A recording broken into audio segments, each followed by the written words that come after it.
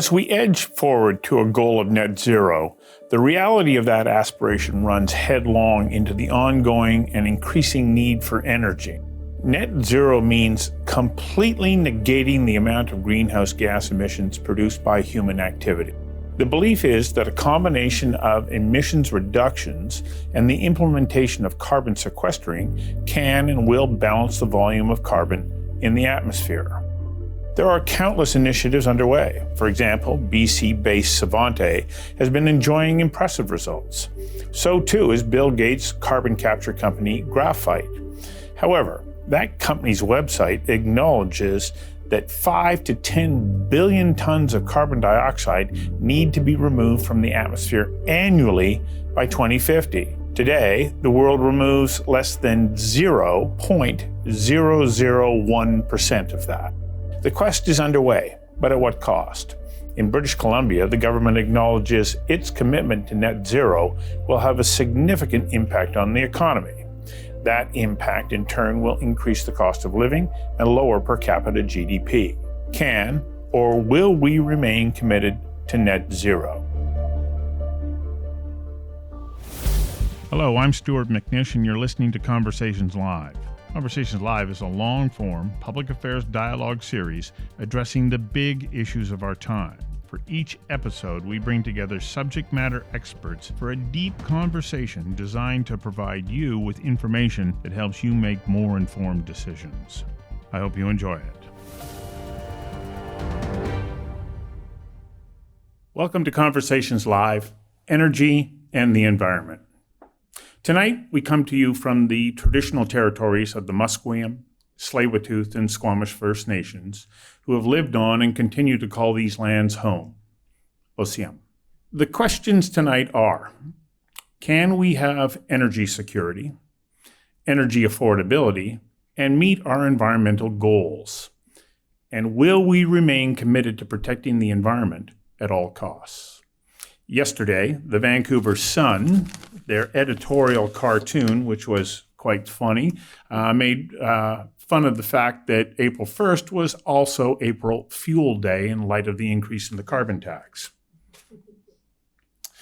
We've seen Axe the Tax demonstrations pop up across the country, and Newfoundland and Labrador Premier Andrew Furey is calling for an emergency meeting with the federal government and premiers arguing the carbon tax program is too costly. Over the past 10 days, the Prime Minister gave the cold shoulder to Greece regarding LNG. He is on the surface committed to reducing greenhouse gas emissions. Or is he? Remember, when it looked like the carbon tax was going to impact his political fortunes in the Atlantic provinces, he folded on the tax temporarily. And if there is a change in government, which direction will we go? We look to the south of the border to the United States, where policy and commitment to a transition away from fossil fuels has shifted dramatically from Obama to Trump to Biden. And what happens if Trump regains the White House? Can we remain committed to the environment, meet our energy needs, and retain public support to meet our net zero goals? Our panelists tonight are Karen Tam Wu, a climate solutions advocate and member of the board of BC Hydro, as well as a founding member of the Metro Vancouver Zero Emissions Innovation Center. Andras Vlaszak, is director at KPMG, providing advice to clients in energy and infrastructure transition with global experience. Mark Jacquard is the head of the British Columbia Utilities Commission and an author of a number of climate books, such as The Citizen's Guide to Climate Success. Doug Slater of Fortis BC is the Vice President of Indigenous Relations and Regulatory Affairs.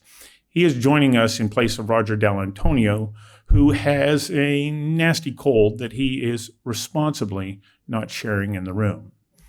And Barry Penner, the former Minister of the Environment in BC and the current head of the Energy Futures Initiative with Resource Works. It's a great panel. As well, we have a number of video clips from John Stackhouse of RBC and one from Forrest Churchill, a carbon capture engineer. Now, just before we begin, I'm going to express my wholehearted gratitude to our sponsors, because without them, this evening is not possible. Our presenting sponsors are KPMG, RBC, and Helijet. Our event sponsors are Stem Cell Technologies, Landlord BC, Polygon, Beatty, the Port of Vancouver, Digital Supercluster, LNG Canada, and Research Co., along with our media partner, the Vancouver Sun. And BCIT is a supporter. And I especially want to thank Apogee Public Relations, and I have to give a big shout out to the team at Oh Boy Productions, who are experts in live online virtual events just like this one, and live press conferences. So one last thing for anyone who wishes to pose a question. Please go to slido.com, enter the password conversations, and send in your question. Sean, our Slido master, who is down at the end of the panel here, will be receiving your questions and bringing them forward to me. Now, while we won't be able to get to all of them, your questions will help to inform me about topics and questions that will be presented to the panel this evening. Now, to further set the stage, here is Mario Canseco of Research Co., who just conducted a poll about our opinions on energy, our environmental strategies, and our resolve. Samaya, can you please roll Mario's video? When BC residents ponder energy sources, the rating is particularly positive for hydropower and wind, while almost two-thirds also express favorable views on natural gas and geothermal. 4 other sources post lower numbers. There are deep divisions on oil and nuclear power, with roughly the same number of BC residents expressing positive and negative views on each source. About 2 in 5 BC residents are undecided about biomass, while almost two-thirds hold negative views on coal. 7 in 10 BC residents agree with Canada's decision to commit to the net zero goal by 2050, while fewer than 1 in 5 reject this idea. The level of support for Canada's net zero strategy is highest among BC residents aged 18 to 34, but still encompasses majorities of residents aged 35 to 54 and age 55 and over. When asked if specific groups have a role to play on the road to net zero, more than 4 in 5 BC residents mention governments, as well as companies and corporations. Individuals and consumers are not currently regarded in the same fashion, with 74% of BC residents thinking we all have a role to play in this endeavor. BC residents aged 35 to 54 who have been worried about issues such as inflation and the economy in the past few weeks are particularly skeptical. Our collective commitment to net zero diminishes when BC residents ponder the conceivable effect of the policy on their household. If average energy costs increase by 10%, we still see more than two-thirds of residents maintaining their support for the policy. A rise of 20% in energy costs would take commitment to net zero down to 49% in BC. Under a scenario in which energy costs rise by 30%, only 2 in 5 BC residents think it would be wise to carry on with the goal, with very low support from those aged 55 and over. Sizable majorities of BC residents are worried about several issues that could affect them in the future. The level of concern about energy costs for households becoming too expensive is higher than what is expressed for the effects of climate change in both Canada and the world. It is important to note that almost two-thirds of BC residents are worried about having to face energy shortages that would lead to rationing and rolling blackouts. For Conversations Live, I'm Mario Canseco from Research Co. Thank you, Mario. Now to our panel. And Karen, I'm going to start with you. Can we have it all? Can we reach net zero, have energy security, and energy affordability? Thanks, Stu, and such a great pleasure and honor to be here with my fellow panel members. And what an amazing time to be having this conversation. I don't think I'd ever say this before, but I am quite envious of those of you who work directly in the utilities. And I think it's such a interesting time to be embarking on this journey towards net zero. In terms of can we have it all, it will definitely require a major shift in how we plan, regulate, produce, and use energy in the province. Transformationally different than how we've done it in the last 60 years or longer in other places. The good news is that in BC, we have a solid foundation to build on. We have our Clean BC Climate Plan, which was initially released in 2018, and then the roadmap in 2021. But what's missing from that is an actual energy plan that connects the dots between meeting our goals for net zero and how we use and produce energy in this province. The good news is there's lots of places that are already on this journey that we can look to for examples who are addressing a lot of the nexus of challenges that you have described. So some of the work that I've been looking at recently focuses on places like in the States, the UK, and Australia. And I think if BC is to be successful in meeting net zero, we can look at the best of what each of these places has been doing. So just to throw out a few examples to get us all started. Massachusetts is one of my favorite places right now. They've recently announced Office of Energy Transformation, or Energy Transformation Office. I think that would be one of the most exciting jobs to be in right now. Massachusetts has specifically said we are going to be moving away from fossil fuels.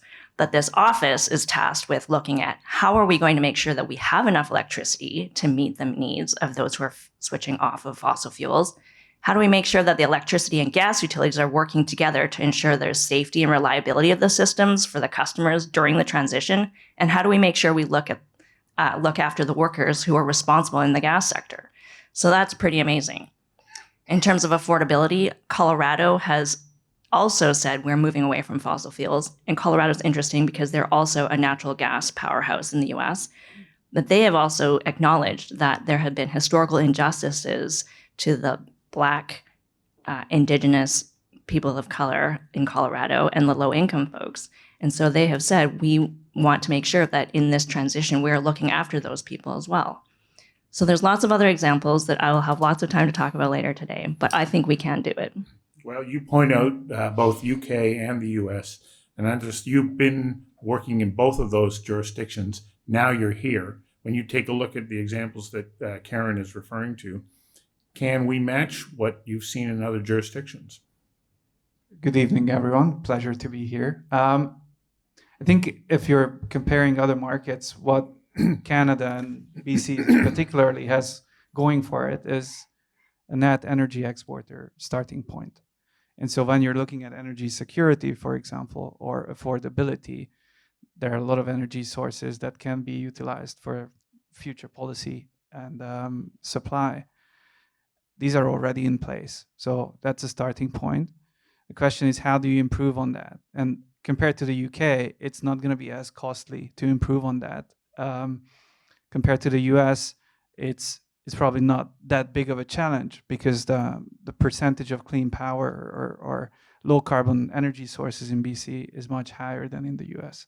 And so that puts everything into perspective. And yes, there's a cost of living crisis. Yes, it's a big challenge in terms of planning and coordinating between natural gas utilities, electric utilities, how industry is transforming. But there's a very, very strong base to build on.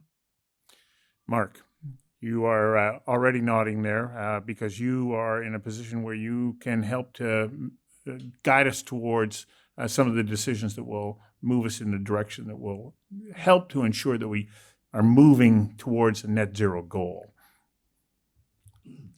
Yeah, and thanks. My chance to say that I'm very happy to be here. I wear two hats. You've introduced me as the chair and CEO of the BC Utilities Commission, which I am now, but for much of my career, I've been an energy economist at Simon Fraser University and really working on the transition. So one of the things that I'd want to say by way of opening is there's a tendency, or that I'll hear in maybe a gathering like this, people looking at the path forward. We're actually halfway through this path, and we've done amazing changes over the last 25 years. I was just reminding someone, Carol Taylor, of when we were about to build 2 new coal plants in British Columbia in 2007. And a large natural gas plant on Vancouver Island. So let's remember that there were things that people said, we have to have that. We have to have that particular greenhouse gas emitting facility. And we've actually figured out ways not to do that. We have some of the cheapest electricity rates and natural gas costs in the world, and lots of renewable potential on a large landmass. And so all of that makes me very optimistic. If you're to ask me how we get there and what things have to happen, there I'm a little less assertive because I'm now a regulator. And so I literally have to wait to see what comes to me. But what's coming is the very interesting mindset and efforts of our large utilities like BC Hydro and Fortis, but also a lot of the smaller utilities and all of these thermal energy systems that are popping up, all of which do come in our direction. For our part, we want to be open to all that innovation that's coming and the government direction, and seeing how we can, as regulators, be fast and efficient and supportive while protecting consumers to the greatest extent possible. And I'm very optimistic about all of that. Doug, I'm going to go to you. Your take on the initial question: can we have it all? Well, I'll start by also saying I'm very pleased to be here. And I'll also say I'm very pleased to be working in an organization that takes climate change very seriously and is deeply committed. We've been investing in this area for quite a long time. We're the first company in North America to start a renewable natural gas program and begin offering renewable gas to our customers. So we have a deep history. We have 2,700 employees that are also very dedicated to this, that are, also first responders and have experienced some of the climate impacts recently. And so a very devoted organization.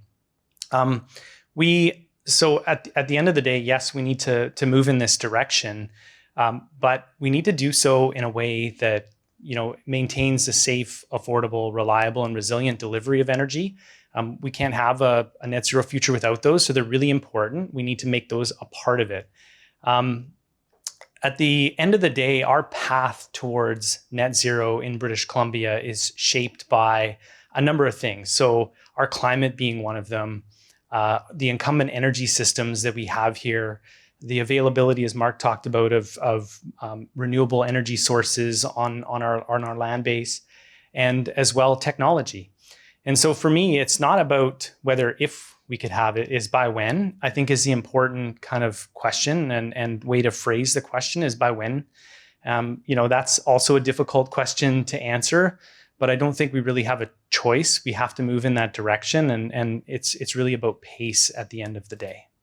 That by when question is a very important one. Barry, this is weighing on your mind. You're former Minister of the Environment here, and you're now heading up energy initiative through ResourceWorks. How concerned are you about that by when question? I think about it literally all the time, and I'm maybe not as optimistic as some of your members about that. It's an aspirational goal by 2050, but we don't currently really know fully how we're going to do that today. We have to hope that technologies emerge that allow us to accomplish that in a way that the public will accept. Because if the public's not with us, we see the opposition to the carbon tax, for example. If the public's not with us, then the elected leaders cannot sustain the effort. And then looking to the nearer term, let's say by 2030, in British Columbia, we have an aggressive target of a 40% reduction in just less than 6 years from now. It's very difficult to imagine that taking place successfully.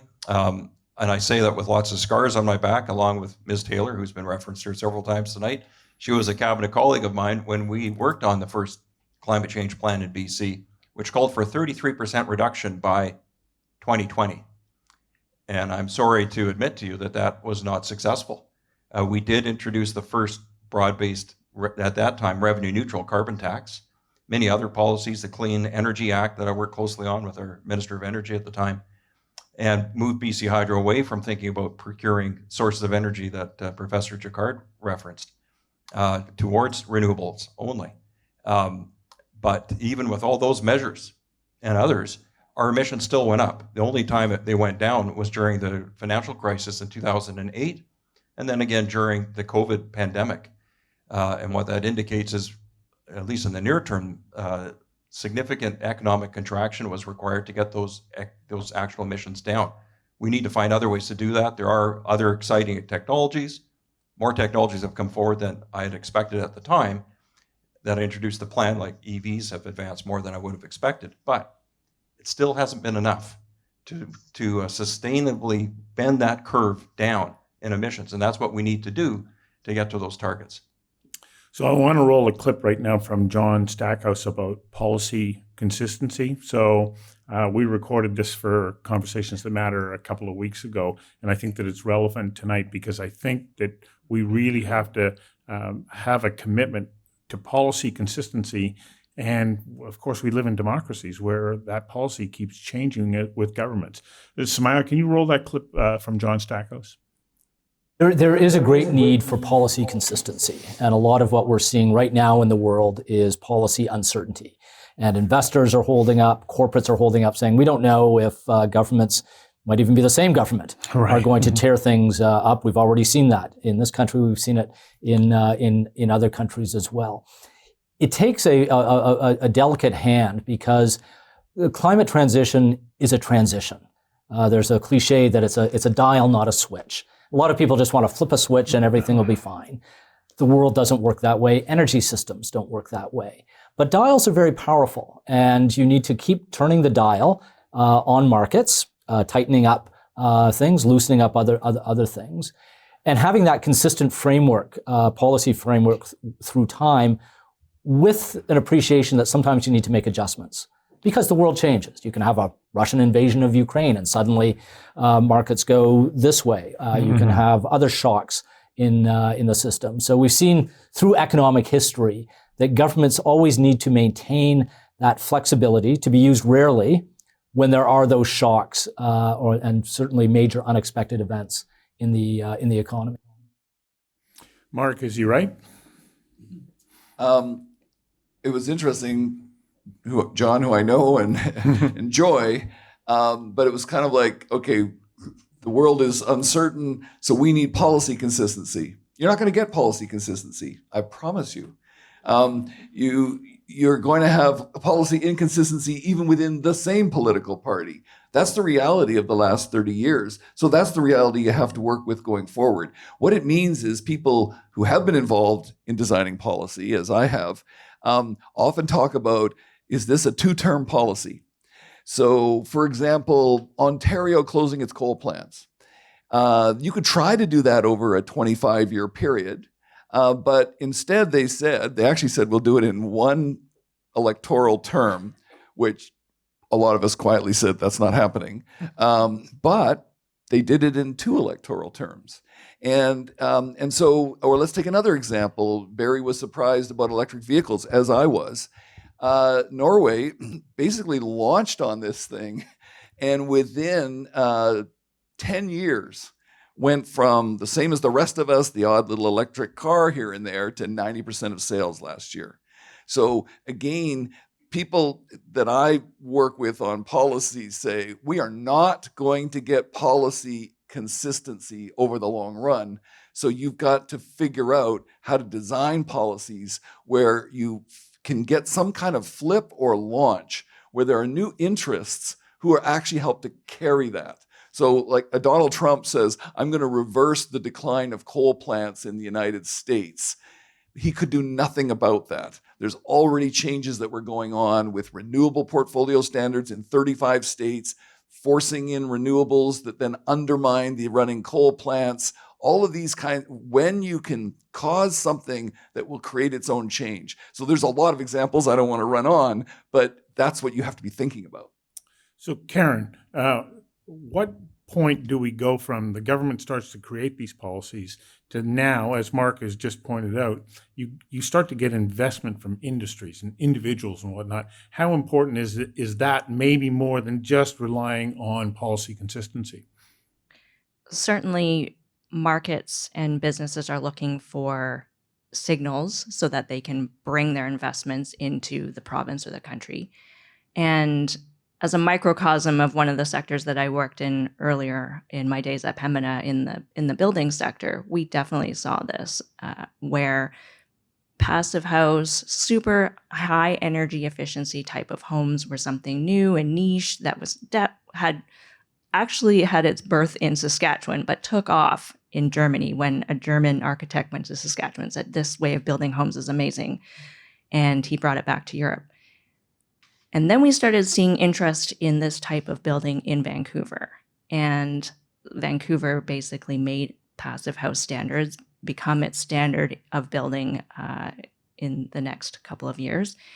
And what we're seeing now is that it has become the standard of energy efficiency for buildings that will be in place in British Columbia by 2032. And when I was working at Pembina, and I was working with the city of Vancouver, the city of Toronto was very interested in what we were doing. And so what you start seeing is little hubs of innovation because there's interest. And then the technology evolves, the knowledge of professionals evolves. It spreads from Vancouver to Fort St. John, of all places, in BC. And it now becomes policy across the province and into the rest of the country. Andras. I think it's there are trends which are consistent in our planning, and so if you look at electricity demand, it's meant to go up, and there's not a lot of debate whether that's going to happen or not. If you're looking at natural gas demand, there are split opinions about that, and so the question is, how does policy impact obvious trends, and whether obvious trends are able to attract capital even without policy support? And probably in the electricity sector, that's already in place. And so how does policy consistency impact part of the energy system where the trends are not as clear? And whether the government should focus on a couple of big projects or have policies that help develop industries. And so it seems like in the current government, there is an incentive to develop the hydrogen industry for exports, for domestic use. And what the government has probably heard from industry is that they need certainty around carbon price. Whatever has materialized in terms of political backlash with regards to carbon price was a risk perceived by industry. And so they said, we need certainty on carbon price. Government put in place an institution, Canada Growth Fund, that guarantees certain carbon price. And so through that, it seems like certain industries with big projects can attract capital from the international market and work in an environment which is relatively more certain than anywhere else in the world. So, Doug, I want to go to you and then to you, Barry. When we take a look at our reliance and our move towards electricity, do we have the capacity? Are we going to be able to create that capacity? And then what is the interplay between electricity and natural gas, which is another abundant source of fuel that we have here? Doug, Fortis is in both markets. Can we meet our electricity objectives? And what do we do then about the natural gas resources that we have? Well, it's a great question. I'm going to start off a little bit with a discussion of the difference between energy and capacity, because I think for a lot of folks might see them as the same thing. But capacity is the sort of the maximum amount of energy we need at any point in time to meet demand, whereas energy is generally referred to as the energy that's delivered over, say, on average over the year. And they're different. And I'm glad you asked about capacity, because in British Columbia, our challenge on our pathway to net zero is a capacity challenge. We have cold winter temperatures here, unlike other jurisdictions that may have their own challenges, but ours is shaped by cold winters. And just to give you a sense, when you're on a winter's day, maybe it's minus 15 or minus 20 outside, you're heating your indoor space to plus 20. So you might have a 40-degree difference. When it's really hot outside and you're cooling your space, you might be going from 30 or 35 degrees down to 20, maybe a 15-degree difference. So you can see the spread in the temperature and why it's so much more energy intensive, generally speaking, to heat. And that's a challenge that we have here. Now, today on a cold winter day, our British Columbia energy system, two times the capacity is delivered by the gas system as it is by the electric system. And there's some reasons for that. The gas system has large amounts of low-cost seasonal storage and high rates of deliverability. So it's really built for that. That's why it's good at it. The question of the electric system, like I just want to touch on that for a second, because most models that are looking at net zero are predicting that electricity's got to grow from where it is today to well over 50%, and it's somewhere in the maybe 17% of end use energy today. So there's a big lift there, right? It's at least double, maybe triple the electric system that we currently have, and we're going to need it. But we're also asking the electric system to do a lot, right? So we're asking the electric system to sort of grow with a growing population. We're asking it to become more resilient in the face of a changing climate. We're replacing aging infrastructure that was largely installed in the 1960s and 70s. We're asking the electric system to reduce its own emissions to zero by 2035 or earlier. And of course, we're asking it to take on new loads that it hadn't served before, whether that's electric vehicles, the electrification of industry, even home heating. And so this question of the interplay, like first of all, the systems, they do work together to support the energy needs in British Columbia.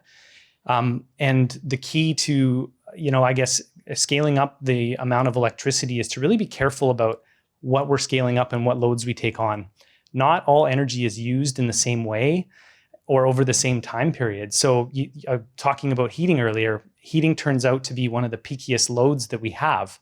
It has a low load factor, which means that the peak is relatively high compared to the amount of energy consumed in a year. So what that means is, in order to serve that load, we need to build more infrastructure than if we had a load that was very stable throughout the year. So if you're an electric system and you had the choice of what loads to serve, you might choose those really stable loads because they require less infrastructure, they add less cost, or they're easier to add. And so I talk about like stretching our electrons. We really need to think about that as we look at how to scale up electricity and not make the challenge any more difficult than it already is. And I think, when it comes to the gas system, there's certain properties of the gas system that are really difficult to replicate, and we need to think about those and how could we use those? What could those be good for? So one great example is we have, hybrid heating systems, which they use a electric heat pump. They take advantage of the efficiency of the electric system and electric technologies when they're most efficient in the shoulder season. And we use a gas furnace or some other gas heating appliance during the peaks because the gas system turns out to be really good at deliverability during those winter months and peaking. So that's some of the ways in which we can stretch our electrons and avoid making the challenge more difficult is be careful about what loads we're considering, and also use the gas system for what it's good at. When we start to add renewable fuels and more efficient technologies on the gas system, we'll also see those emissions really come down. Barry, I know that you have raised the alarm bells about the grid's ability to meet electrical demands. What's your biggest concern?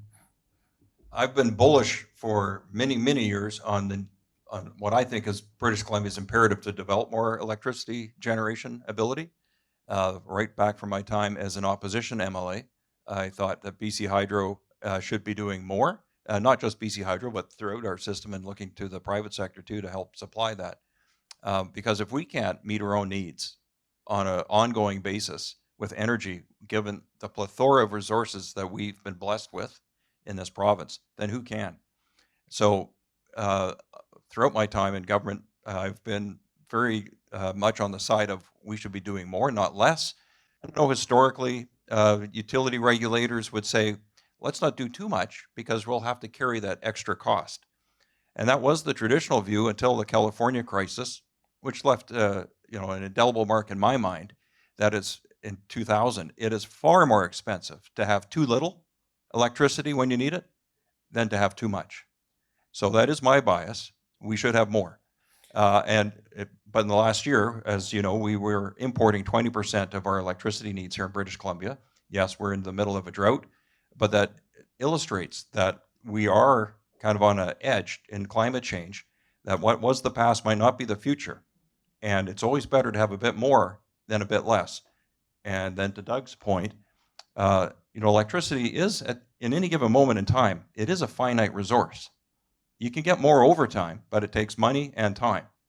But at any given moment, it's finite. So we do have to be mindful about how we're allocating those electrons, to borrow that phrase. And when you look at the climate change plan in BC, it starts on the premise that we have an abundance of clean electricity. And given that we're now a net importer and have been for really the majority of the last 15 years on any given year, so it really means we have to be thoughtful about how we allocate those electrons. Let's do more and use it wisely. Mark, how do we go about creating that extra supply? Well, I mean, we do what we have been doing. We're completing the Site C dam, and now BC Hydro is putting out a call for power, and so that might add more than, or at least 10% of our system within just a few years. But so the process is pretty standard. It's also something where in British Columbia we have a great opportunity to make this part of reconciliation for our Indigenous people. And certainly what I've seen is that's the thrust that's going on right now, whether it's because of what's going on in the development of independent projects. So I'm not just talking government here, but also government and BC Hydro with transmission lines and so on. So one of the ways you make sure you can more quickly develop electricity is make sure that the people who are major claimants to that land see that development as something that they own part of, significant parts of possibly, and benefit from in a sustainable, enduring way. And I think we're seeing some of that. Barry was also referring back to something that goes back in history, and we had some fun with this.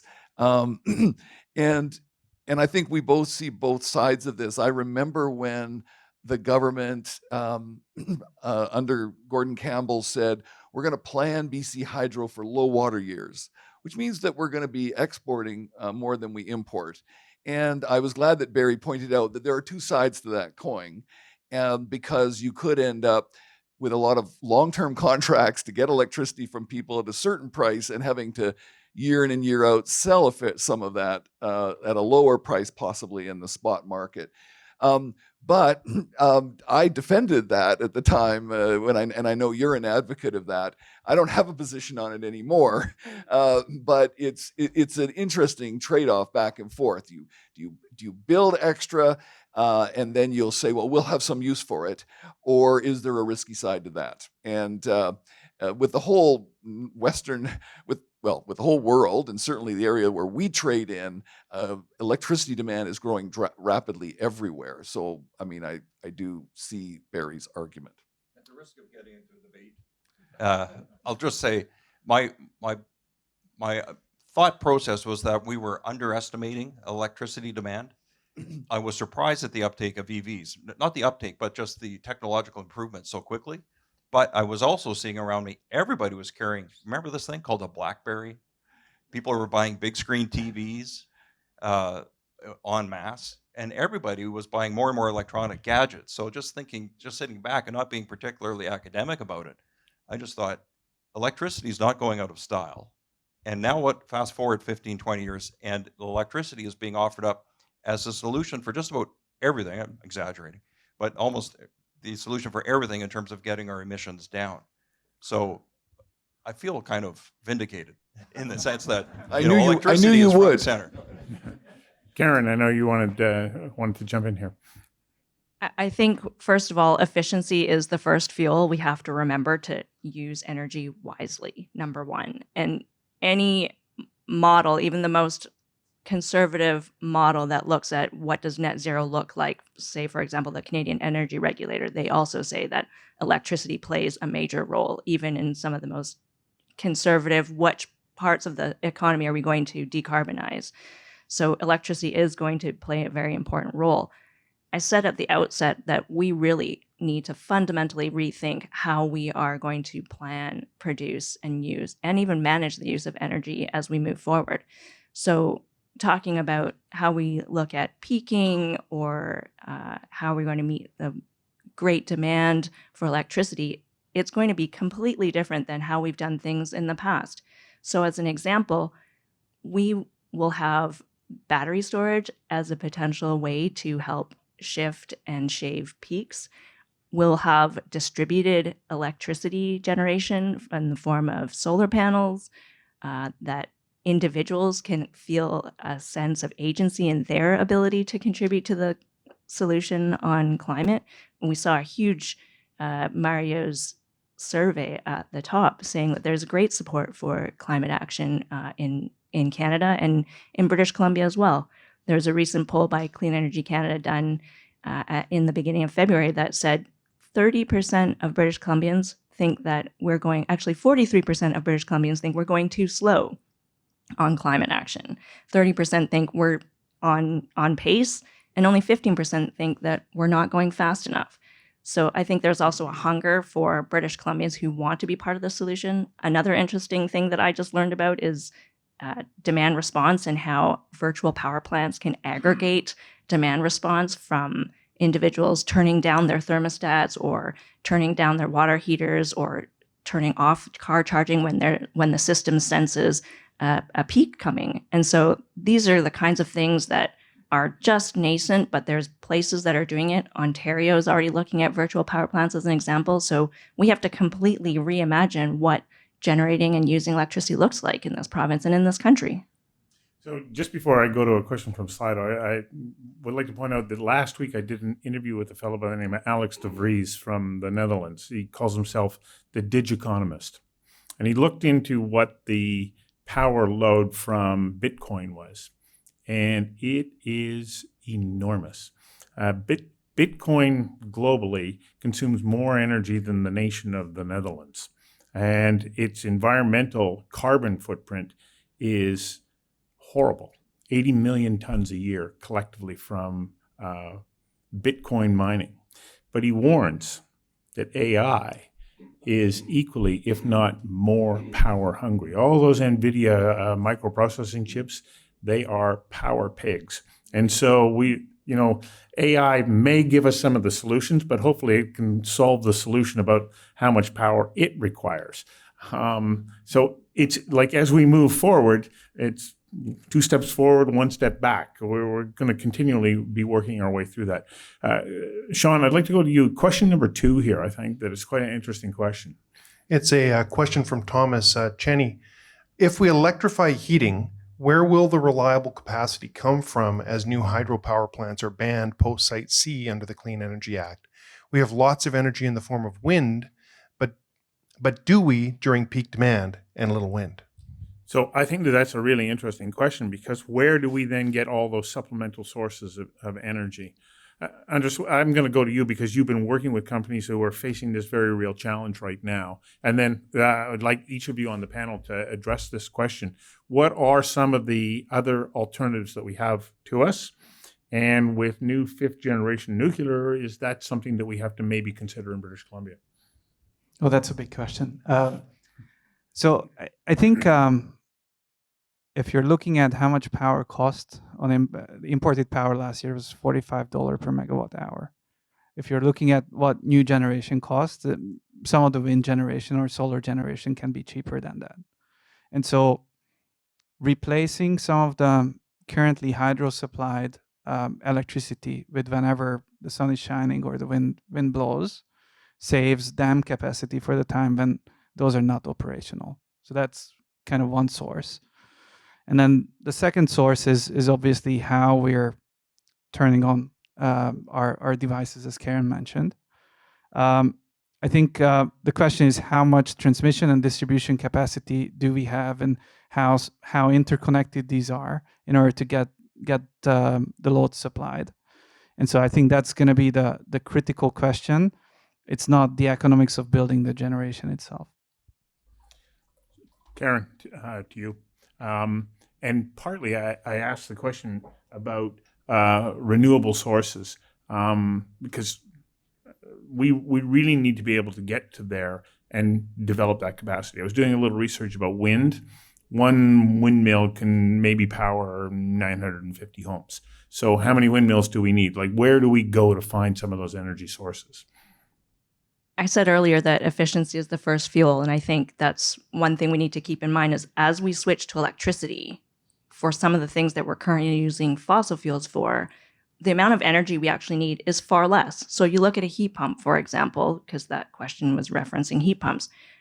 They are somewhere between 2.5 to even up to 4 times more efficient than a gas furnace. So we'll need to use far less energy. So comparing apples to apples in terms of how much energy do we need is not a fair example because we know the electricity is far more efficient. Same thing with electric vehicles. They're 5 times more efficient than a gas-powered or internal combustion engine. So the question about renewables and how do we back up renewables in BC, as Andras explained, we have the gift of having big dams that are acting as our big batteries. And I mentioned earlier battery storage.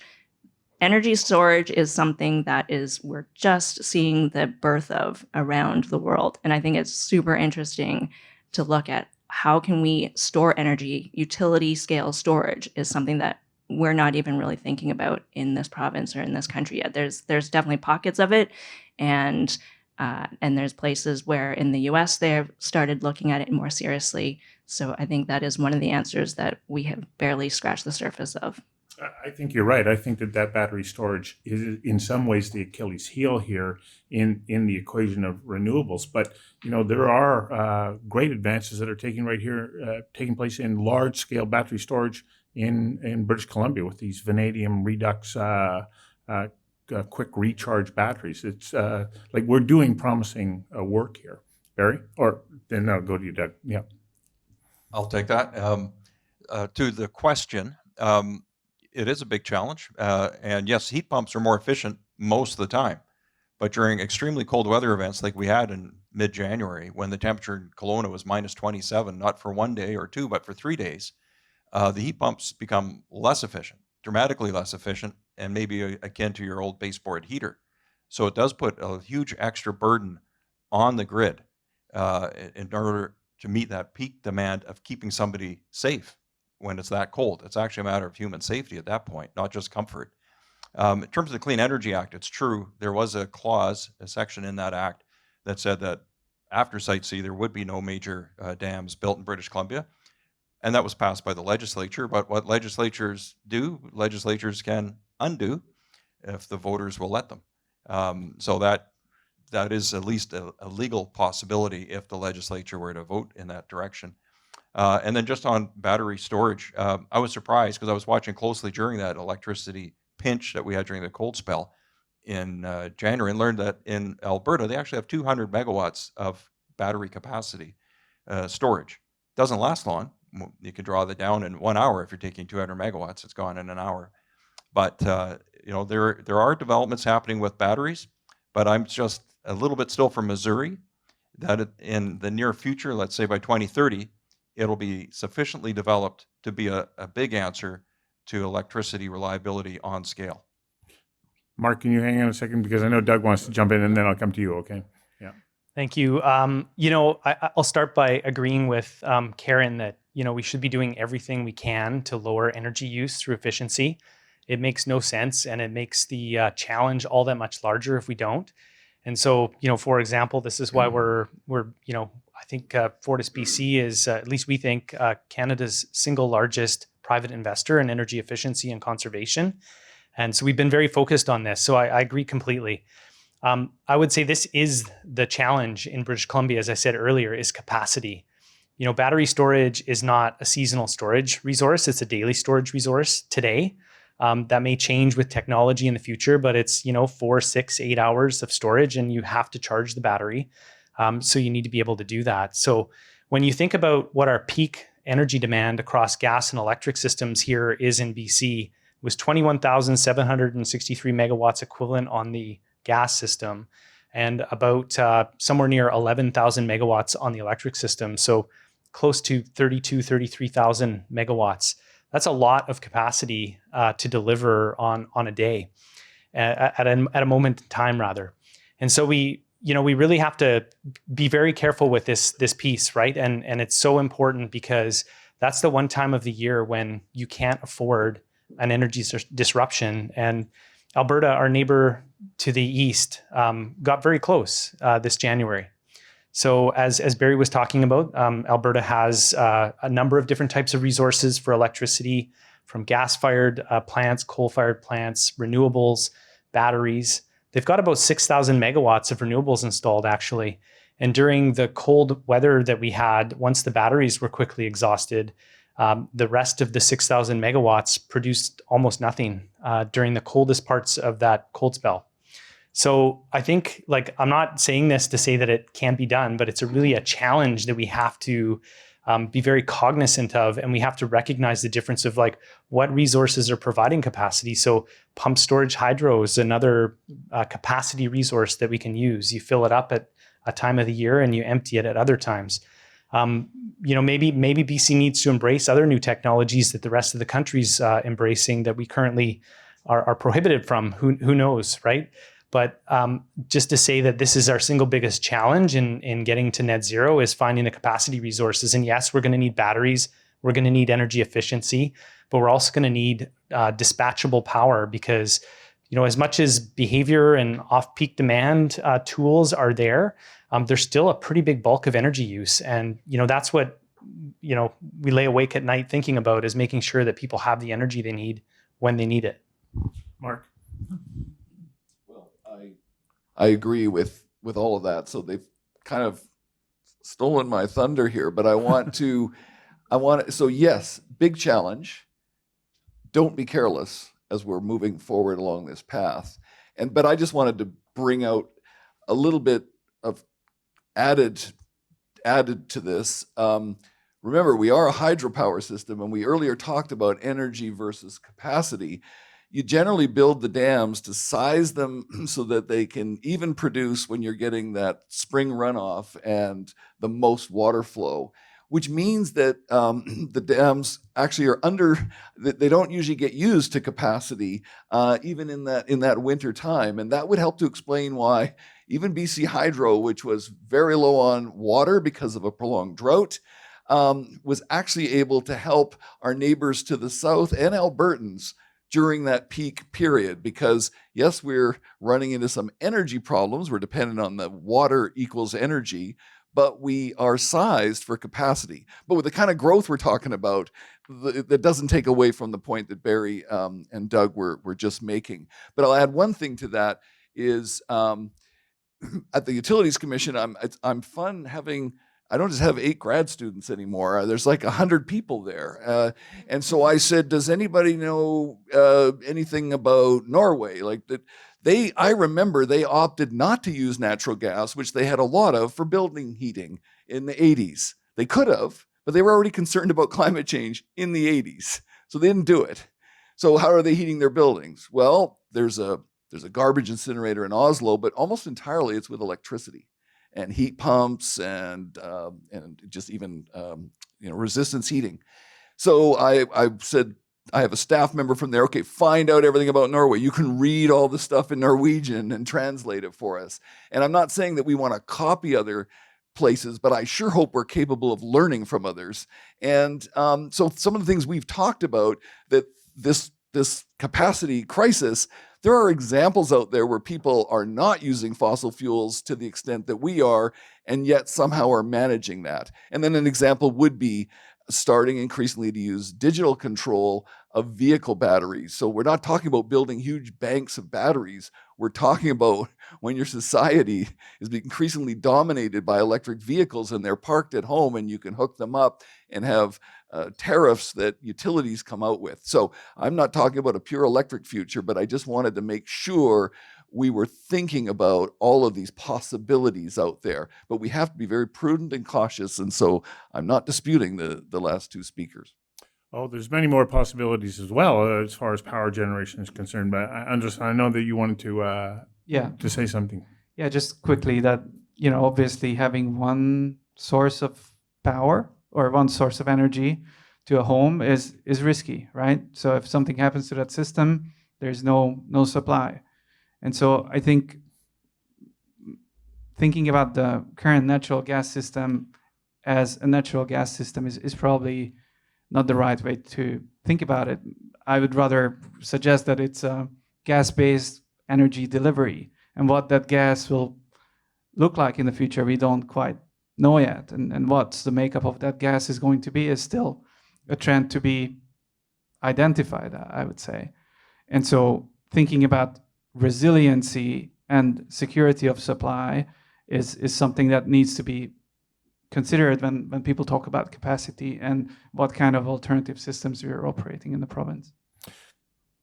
I want to introduce the idea of green hydrogen and its ability to be able to blend, but it also has a corrosive nature to it. Is green hydrogen a energy source of the future? Karen, have you looked into what role hydrogen can play in helping us to reduce carbon output? That was one of the last reports that I was author or co-author on at the Pembina Institute. Hydrogen has a lot of interesting and exciting properties. Definitely the impact that it would have on pipelines, if we were to inject it, is one of them, because it is a smaller molecule. It can create embrittlement of the pipeline. So that's a big concern. The other issue with hydrogen is if we're thinking about increasing or blending it with natural gas, and it's in our current form, at 5%, maybe 7%, or up to 17% blending, the carbon footprint of the natural gas or the overall gas that's delivered is incrementally small, like single-digit benefit in terms of carbon footprint. If we could find a way to put more hydrogen into the system and deliver it to homes, the other issue then becomes the ability for the appliances to use hydrogen. And so we need to swap over the appliances and the connections. Where hydrogen is interesting, though, is where there's hard to electrify uses.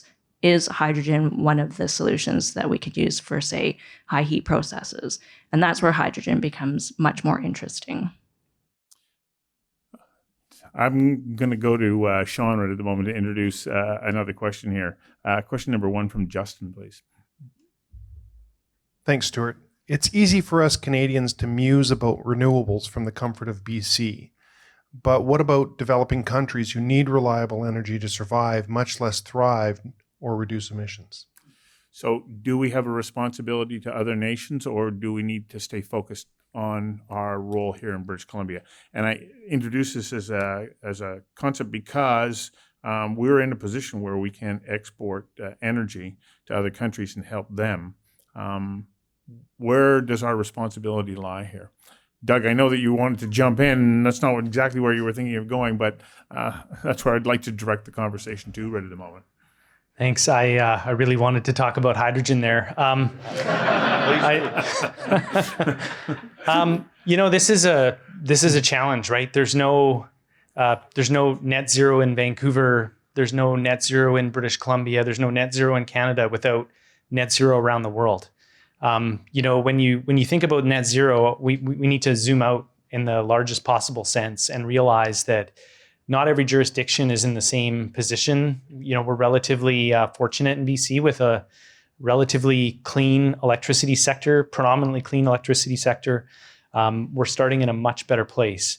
But that's our context, and other jurisdictions are not so fortunate. They are going through the same transitions that industrialization and growth of their economies that we've enjoyed over time. And in speaking to a number of people around the world, the message that we get is they're not going to be denied the opportunity to grow their economies and improve their standard of living.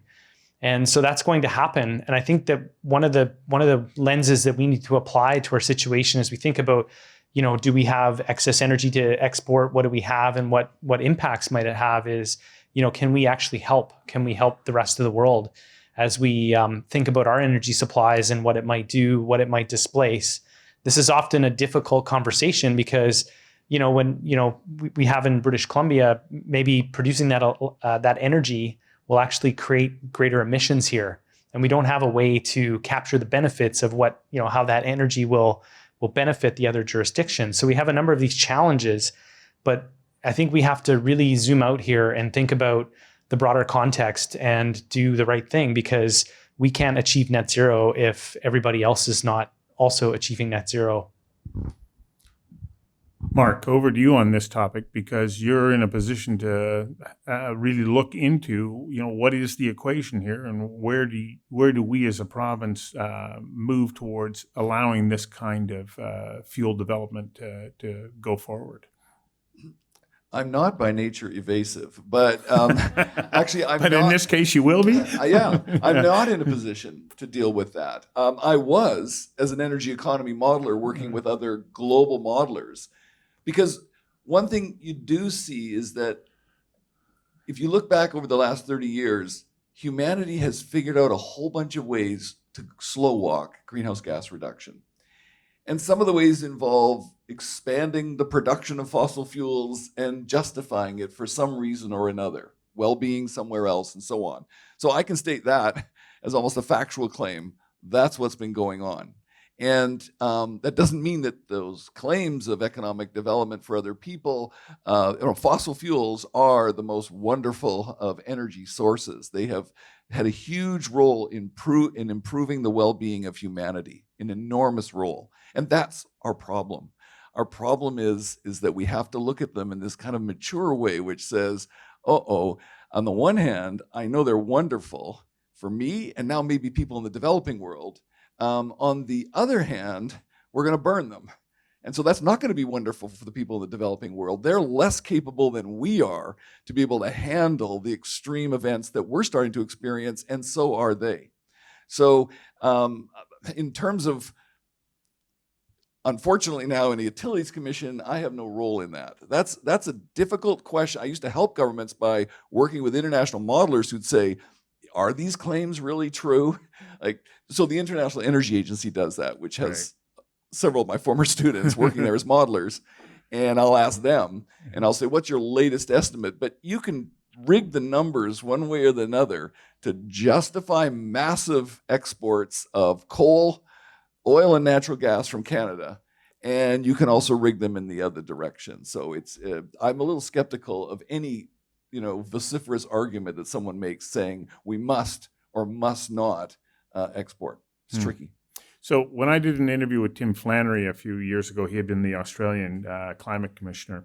He said, look, the dirtiest fossil fuel there is thermal coal. Its carbon emissions, especially in India and China, are contributing vastly to the number of tons of CO2 that are being released into the atmosphere. So at that same time, people were going, okay, well, let's, with the move towards methane or natural gas, which is, a fraction of the carbon content for fuel or energy generation, that it's a good transition gas. But is that a legitimate argument? Karen? I love how you look at me when you're talking about that. Well, because I know you think about these things.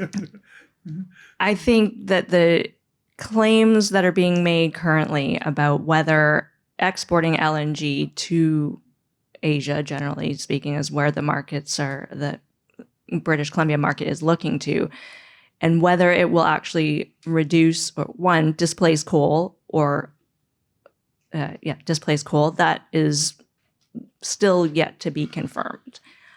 Secondly, the methane that is associated with developing LNG is also a big concern. And I think that's where the jury is out in terms of, is LNG actually cleaner than coal? Because we have methane in BC, we have methane regulations, which are strengthening, but there are cases where we're underreporting our methane in BC. Looking at the other jurisdictions that produce gas in Canada, BC's methane emissions are the lowest, but our underreported emissions are actually the highest, up to 3 times higher than Alberta or Saskatchewan. So the claims that LNG is cleaner is that the jury is out on that. And Mark mentioned the IEA. The IEA's net zero roadmap claims that we don't need more LNG development to meet demands right now. And the market is the market is questionable for LNG. Well, the IEA also says, goes back to one of your points about conservation and reduction, saying the most important things that you can do is save energy. But as was pointed out in the intro video, Bill Gates points out that if we want to get to net zero, half of that equation isn't just alternative fuels or saving on the output. It's about being able to capture and sequester carbon. Are we in a position where we can do that?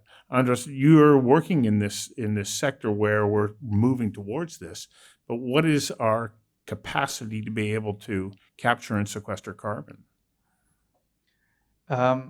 So it's not an entirely new technology, and depends on which point of the value chain you're trying to do it. The Vancouver, or sort of the BC startup ecosystem is focusing both on direct capture and air capture. And so the more traditional forms of capturing carbon are related to industrial facility outputs. And that's where most of the early stage projects are. In terms of air capture, that's a much more expensive proposition at the moment. But apparently the technology is there for that as well. Samaya, I'm going to ask you to run one more video for us. This is an interview that I did with a fellow by the name of Forrest Churchill. He's based in Denver, Colorado, but they're also based in Calgary. And they just released a white paper on what the cost and the process is of capturing exhaust at industrial sites. And I bring it up because, we've got to keep this in mind. If we're going to move towards capture, what's the cost of this, and then how do we fund it? Right now, it is actually very energy intensive, and that's what drives predominantly the cost of carbon capture. And unfortunately, right now, if you look at the amine solutions, they actually use a fired gas heater to release. So you actually release carbon in the process of capturing the carbon. So your net carbon capture in a facility might only be 60% if you are capturing the full amount using traditional amines. So there's this balance right now of trying to drive down the energy usage in the capture space for separating the CO2 from the other constituents. Engine exhaust capture is somewhere in the realm about $170 a metric ton over a 5-year amortization. And so that really, when we look at clients that are getting in the space, right, they're not looking at just the cost, but they're looking at the operational cost, and they put in a financial model around that. So through that financial model, we're seeing around $170 a ton is what you're the value that CO2 at for what we call combustion-based CO2. So that's $170 a ton US. From the market's perspective, how do we move towards carbon capture and make it fit in with the overall economic model that is going to affect energy prices? Doug, from your perspective, where is Fortis at on looking at this very important component in our move towards net zero? Yeah, so we were very fortunate to have approved by the BC Utilities Commission in our last rate plan a Clean Growth Innovation Fund that allows us an opportunity to work with BC companies across Canada and elsewhere to pilot and help develop technologies. So one of the really exciting ones recently that we've been working on is with Geoscience BC, where we're looking at geological capture of carbon. So using ultramafic rock, which is a fancy name for rock that is bonding with carbon dioxide as you inject it into the ground. So looking at some really important technologies like that, I think I would suggest that it's probably on the more nascent side. And when you think about carbon capture, some of the biggest opportunities that we're actually seeing are actually in Alberta, in the production of gas. So recently we submitted an application for our first ever abated gas deal, where we're buying gas that is produced in a way that lowers the emissions associated with upstream, because they're able to capture the carbon upstream and then capture it permanently and pass on some of the reduction to us. So we're really excited about that. It's a great pathway for us, at least in the near term, to support carbon capture. As well, we're going to continue to support some of the new technologies that are becoming commercialized. I would just add one other thing is, because I really wanted to talk about hydrogen. Hydrogen is, let's go back to hydrogen for a second. Hydrogen is carbon capture before the energy is used, essentially, right? So you can think of it in the same way. We have some pilot projects, one that we're working on with a company called Hazer out of Australia. They have a technology that's we call turquoise hydrogen. It basically takes natural gas and it splits natural gas, hydrogen, and oxygen apart, producing ultra low hydrogen as part of the output.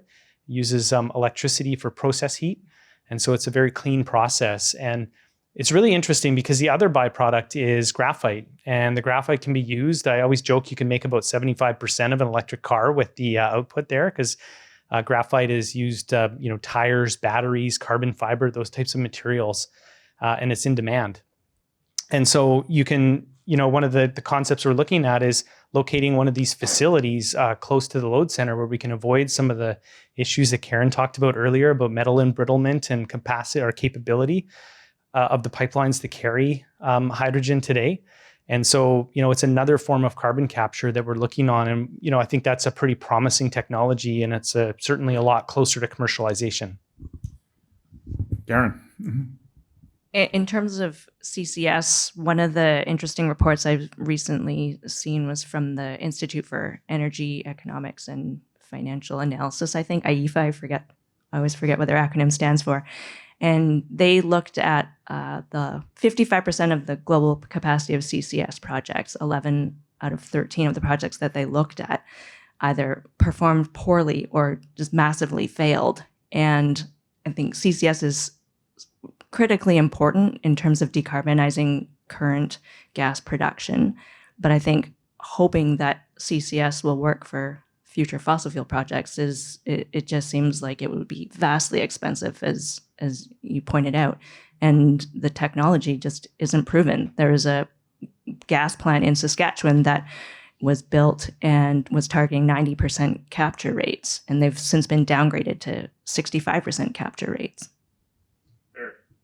I'm old enough to remember the early failures and expensive experiments with wind and solar in the 1970s. And much of the commentary we hear now about the impossibility of CCS being a real viable solution for capturing carbon is an eerie echo of what I remember as a child growing up listening about wind and solar just ain't going to make it.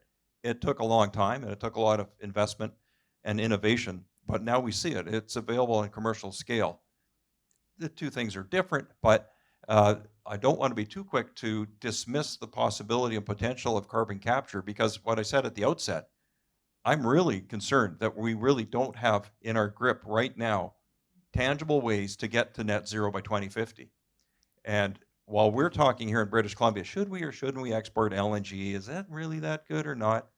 Other countries are moving on without us. Just last week, the government of Vietnam said, that's it, we're not having any more power failures. We're losing industry. We're building more coal-fired plants. We're going to import coal, and we're going for it because we're not going to be having the power cuts we've just experienced for the last year, losing jobs and investment. Same time, this is happening in India as well. Countries with a much greater population than Canada or even North America. They're saying we're getting on with more electricity, and they're not engaging in this debate about natural gas or coal. They're just going straight for coal. So we're coming down to the last 15 minutes here, and I'd like some closing thoughts from each of you. One of my biggest concerns is, as we're moving forward with this very ambitious goal of 2050 net zero, what happens if the general public starts to waver in its commitment because it's saying we're not getting close and the cost of living is soaring? Then what happens? And I worry that we've been making great gains. Do we then, start to lose some of that support? Do we waver? And I like closing thoughts from each of you about what you believe our ability is to get to that place that I think that most people say is what we want to do. We want to be able to protect this planet. Mark, can I start with you? Sure. In much of my career, I've been involved with large teams of modelers around the world, whether for the Intergovernmental Panel on Climate Change or the International Energy Agency or the Global Energy Assessment I was on for 7 years, working with the Energy Modeling Forum out of Stanford University. And one thing, when we hear things that are panicky about, oh my goodness, this cost, it can be helpful for people to get it in a bit of perspective. Let's say in a typical middle-income family in Canada in the year 2000, energy costs were between 6 and 7% of their typical budget. Their great-grandparents, or great-great, in 1900, energy costs were about 20% of their budget. And in much of the developing world, about 20% of the budget. What's happening is energy costs, even in transitioning jurisdictions, are still very low relative to rising incomes over time. And so when I look at Bill Nordhaus, the Nobel Prize winner, and you look at his book, The Climate Casino, and you say, oh, okay, what is the effect on the human economy from shifting over several decades? So not with someone alarming you and saying, we're going to do this in 10 years. And yes, maybe governments are well, all governments seem to have a record of being too ambitious. When we see those who have made significant transitions in sectors of the economy, electricity, some aspects of industry, buildings, and certainly vehicles, what we see is that real cost is maybe going to rise to 7 or 8%, but that's in a time when people are getting much, much wealthier. And so over like a 30-year period. So I just think I can't find anyone who's an independent researcher who's showing sort of a catastrophic GDP effect from transitioning our economy. So that's the optimistic point that I'd like to give people. So be careful when you're hearing a lot of sort of very horrendous things happening in 5 years. Doug, your perspective. Are we going to be able to keep moving forward, even if, let's say, we're coming up a little bit short on our ambitious targets? Do we keep moving forward, or are we going to be able to stay resolved to a common goal? You know, I really think this is a challenge, the single biggest challenge of our lifetime, and it bears, some consistency and sticking to it. I think, as an energy delivery company, our focus is always on delivering safe, reliable, affordable, and resilient power and gas. And I think at the end of the day, we can't lose sight of those as we transition. If we do, you end up with a disruption. And a disruption is a very challenging circumstance that can really set you back in terms of the confidence that people have in policy and policymakers to make the right choices. And so we really need to be careful. This is a look before you leap exercise where we need to make sure that we have supply to meet demand over time as we go on this journey. I would also say that, it's really important. That the affordability part is challenging. I think for us, we look at the transition as, the most cost-effective way. We're trying to find the most cost-effective way to solve this challenge. And we have to do that in a way that doesn't leave anybody behind. We can't leave our customers behind. They really can only absorb so much change at any one time in terms of cost or changes in behavior or changes in the choices that they have. And so if we're cognizant of those things, I think we will have sustained efforts and can move forward. But, if we get it wrong, there's a number of jurisdictions that have had to walk back some of the transitions that they're trying to go to. You only have to look as far as California, Quebec recently, Germany, for example. They're all experiencing some reversion. And I think for us to keep moving forward, we just need to keep those things in mind and keep the progress. Barry. As I said earlier, in a democratic government or a system, the leaders can't get too far ahead of the public. And it was to my dismay that when the economic crisis hit in 2008, all of a sudden people weren't talking so much about climate change. And I was the environment minister. I very much thought this was the most important thing. It was to me and for many people, but not for the majority of the public. They were focused on, the next paycheck and are they going to lose their job? And for other people, their day-to-day concern revolves around healthcare. We know our healthcare system seems to be a perpetual crisis. always there's stories about people being treated for days or weeks on end in the hallways, not in a proper bed, and despite record funding, record spending in healthcare. Where's that money going to come from? So the public has a variety of issues on their mind at any given time, and it is difficult for elected leaders to maintain focus on one or two key priorities for more than the next electoral cycle. So what's the answer? I think the public is seeing climate change. They know it's real. They know that something has to be done, but there will be interruptions in that attention span just because it's human nature. Things will happen and we'll take our eye off the ball, but we need to keep focused. And just on these targets, I guess my concern is, and we were guilty of this, we set this ambitious 33% reduction by 2020. Didn't come close. Now we have a target of 2030, a 40% reduction. And the BC government's own modeling said that would result in a $28 billion reduction in our GDP compared to not doing some of these measures. My worry about setting these targets that aren't then met is maybe over time the public starts to tune them out, and we have to balance our desire to be ambitious with realism. We need to offer hope, but we also have to be candid that this might be a bit more challenging and take a bit more time than maybe fits in a neat electoral cycle.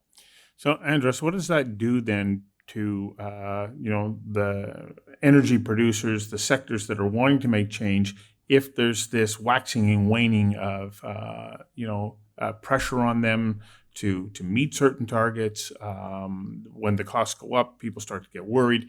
How does that affect decisions and the ability for industry to be able to move forward in a consistent manner towards our goal? I think there is nervousness around carbon price. I heard investors looking at that and trying to find ways to mitigate that risk, and there might be policy tools that support that risk management. I think the important thing is to have industry focused on obvious trends and make sure that the province captures the economic benefits of this investment plan. BC Hydro has a huge investment plan. All the other energy companies will make huge investments. And if we're able to connect the affordability or the investment plan in energy systems with the economic development in the province, then that's going to give a chance to solidify energy transition policy. So, Karen, I'm going to come back to you almost with the question that we started with. Can we, based on the conversation that we've had here, do you believe that, there's going to be bumps along the road, but that we can achieve our goals? You didn't ask me at the beginning if I thought it was going to be easy or No, if I thought it didn't. would be simple. And it's going to be complicated, but it is such interesting times right now, as I said earlier. I think from an affordability perspective, the Affordability Action Council said the things that Canadians are affecting Canadians' affordability are housing, energy costs, which is heating, electricity, and transportation, your gas, and food bills. So I think it's a little disingenuous to focus just on the cost of climate action and saying life is unaffordable because of the carbon tax. We need to have honest conversations about what is at risk if we don't take action. This past year was the hottest one on record. And we have seen heat domes, atmospheric rivers, wildfires. We have a moral imperative to keep going. There is high public support for action right now. British Columbians care about an energy strategy. I don't think 5 years ago, if you asked British Columbians, do you want an energy strategy? People would say, yeah, because they wouldn't know what that means necessarily. But we're at a point right now where there is a lot of public support for that.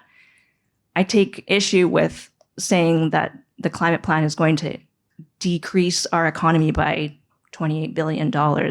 What we don't talk about is if we move towards a clean economy, what is that going to do to BC's economy? If we pursue critical minerals in a low carbon way, what does that do to British Columbia's economy? We don't talk about the economic spin-offs of moving towards a clean economy. So we need to bring British Columbians along with us on this journey.